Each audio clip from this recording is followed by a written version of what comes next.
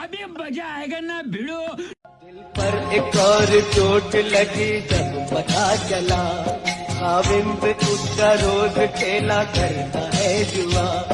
बोली जुआ हराम है ये खेल है बुरा, पर वो न माना कहने सभी बेचने लगा। कुछ दिन के बाद चांद सा बेटा हुआ पैदा, बेटे को मां ने पाया तो गम हल्का हो गया। गुर्बत में यूं ही बीत गए पूरे 3 साल, शौहर को था बीवी का न बच्चे का कुछ ख्याल। मुश्किल में काम आती है ताकत नमाज की, ऐ मोमिनो सुनो ये करामत नमाज की, ऐ मोमिनो सुनो। कौन है ये लोग? कहां से आते हैं?